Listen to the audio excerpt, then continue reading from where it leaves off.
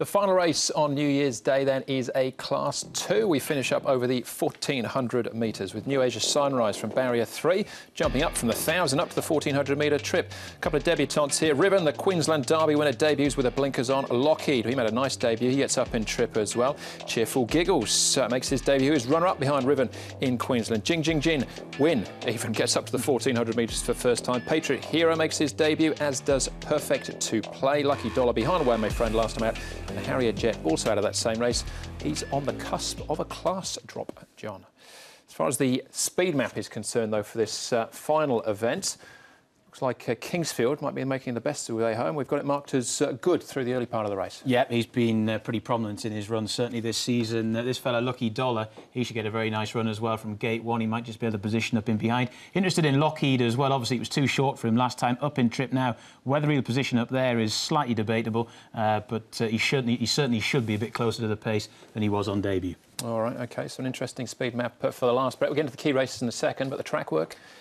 Yes, let's start off with the all-conquering Riven, who is a big boy. He's a lovely type of horse, 12.19. You can see him there on screen. He looks well. Obviously, you know, his grand final is the Derby, they're hoping. So it's going to be interesting to see what he does first up, but he's a real solid unit and a classy type. Lockheed, a little slow to get moving and ran into a few traffic issues first up. The longer trip, the run under the belt is ideal for him. He's working particularly well, as you can see. And then we move from him on to Cheerful Giggles. Now, this horse, of course, ran second in the Queensland Derby behind Riven. He's a nice enough type of horse, previously trained by Darren Weir. Again, like Riven, you think they're only going to get better with racing, but these good stayers can often run well and show a bit of spark first up. So I'd be respecting the pair of them, to be honest. Rockstar Rebel was his name when he raced in Australia. Let's start off the key races, though, with Lockheed being one of the horses, but Jing Jing Win fares best here. Out wide here as they swing into the straight. He gets up in trip. The other horses we've got to take note of, well, Lucky Dollar, closer, and he's come up barrier one this time out. Lockheed, keep an eye on him because doesn't get the clearest of patches in the run home, and, well, Harrier Jet is one of the reasons why, out wide. Yeah, well, consistency hasn't always been Jing Jing Win's strong suit so far in his Hong Kong career. Looked the business when he first started.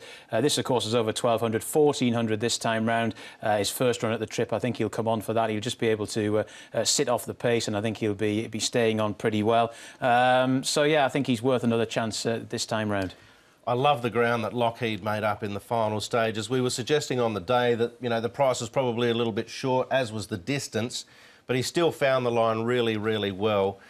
He'll come on a lot for that. I think he'll be, you know, in less sort of traffic issues, final stages, and I think he might be very hard to beat. He's a really nice horse. Jing Jing Win, getting close to his mark for me, and, of course, Alberto Sanna will take the ride on him. First ride that he'll have on the horse. He's not an easy horse to pilot, so that's a little concern for me. Yeah, Zach can't quite make the 117, so a jockey change there. Move on to the next race, and the horses we're having a look at here. Baba Mama, slightly obscured in the orange and black. The other horses, though, to take note of, we've got Eastern Express out here in the front, and the other one being Little Dragon, a little bit further back on the rail. But again, the form lines look pretty strong here behind the mighty Pingu Spark. Yep, Little Dragon, for a class factor for me, you can let him go. Eastern Express stuck on reasonably well. I don't think he's quite hit his best this preparation, but I don't expect him to be too far away. And Baba Mama's such an honest type, it's hard to write him off. Yeah, he really flew in the latter stages here as well, Baba Mama. He's yet to win in this grade, but he's run some pretty solid races, and he's a little bit unlucky there as well. So I think he's one that has to be considered, maybe not on a win line, but if you're playing the wider exotics, definitely. All right, OK, so certainly they go in the wider placings. The form, I say, with Pingu Spark, there's nothing wrong with that at all. No, very solid form, but I'm a bit like John. I'm happy to work around them, placings maybe only. All right, so we're back at the trials now to have a look at these two horses debuting. We've got Cheerful Giggles. He's back here in the white cap at this stage, and the horse that beat him in Queensland, and that is Riven. Yep, they were well known to each other when running in Australia, and they've already passed the time of day here in Hong Kong. The pair of them clearly look very, very good. There's no doubt about it, but for me, on this particular day, 1,400 metres first up, I think in a pretty hot race, I think if they're even in the first four, they've gone very well. Riven, as I said at the start of the show, Andrew, has got that almost identical form line to Werther when he came here. I mean, Werther ran second in the South Australian Derby and second in the Queensland Derby. Riven ran second in the South Australian Derby and won the Queensland Derby, so it's almost Werther all over again. Prior to that, though, of course, he ran in the Australian Derby and was very competitive. He's a bit like Good Standing, isn't he? Yeah. Really serious horse. Just not sure whether or not he's going to blow up final stages if he sprints well. You'd be brave to leave him out of the exotics, but he might be worth taking on first up. All right, OK. Two more to have a look at. And they are Perfect to Play out here in the orange jackets, and the other horse trialling with him. That is Patriot Hero, just in behind.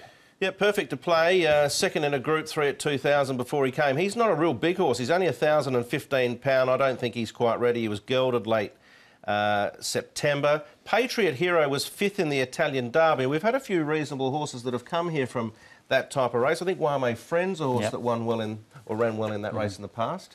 Yeah, and Perfect to Play, as Brett said, he's actually still a maiden. He's only had 3 starts. High quality maiden, but he's still a maiden and is going to need a lot further, I think, in time. So I think the two are watching briefs with future races in mind. I tend to agree. The ratings sort of tell the story, don't they? Those two as opposed to the other two. Yeah. Perfect to Play actually ran behind Exultant in a maiden on his first start, and then third in the Galliano last time out. All right, well, let's learn a little bit more about the Queensland Derby winner with his jockey, Tommy Barry. Yeah, look, he's a very nice horse. He's obviously got a lot of quality about himself. He's had 2 trials, which has put him in good stead for the weekend. And look, he's probably going to be a bit short of his best than at the 1400. He'll be better once he gets over a little bit further, and he'll definitely take a lot out of the running fitness-wise as well. But we're very pleased with the way he's come along, and just with the 1400, we've elected to put the blinkers on him as well, just to keep him as sharp as we can. He's a lovely horse. The Derby is the main aim. He goes in for you then, Brett? Yeah, I'm going to play him safe, Andrew, just on a class perspective overall. I mean, we spoke about Good Standing a week or so ago. I left him out and he ran a blinder, but he just blew up, didn't he, the last 100.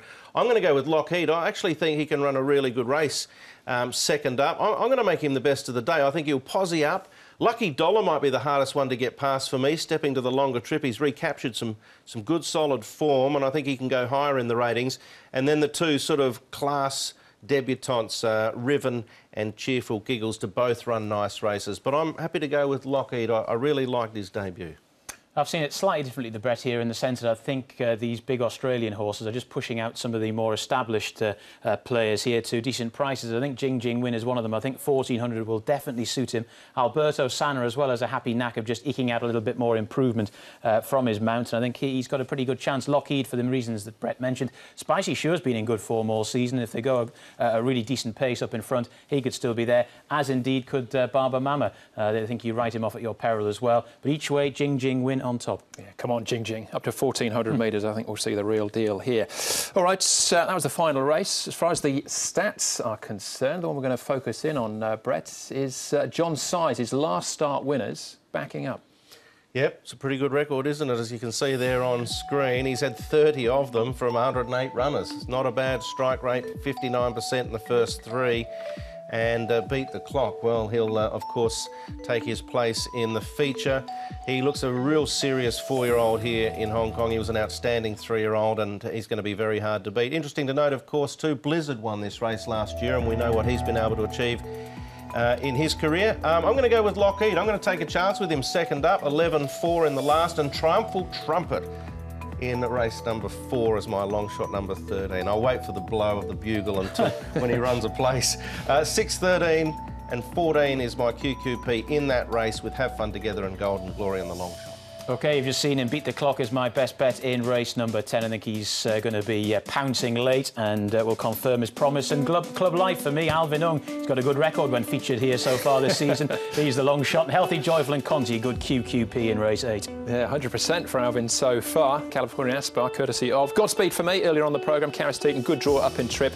He'll go well. And Sunshine Universe will go for an upset against Super Missile. Neil Callan on board there. But the QQP, Sunshine Universe, Super Missile and Royal Chocolate should bring us about a nice, healthy return for New Year's Day. Looking forward to 11 races on the programme. That's right, yeah, early start. First race, 12:30 Hong Kong time. Brilliant. All right, well, that's the show. Thanks for watching. On behalf of Brett, John and the rest of the team, hopefully we'll see you at Sha Tin for the feature race on New Year's Day, when we will be racing to win. Happy New Year. Happy New Year.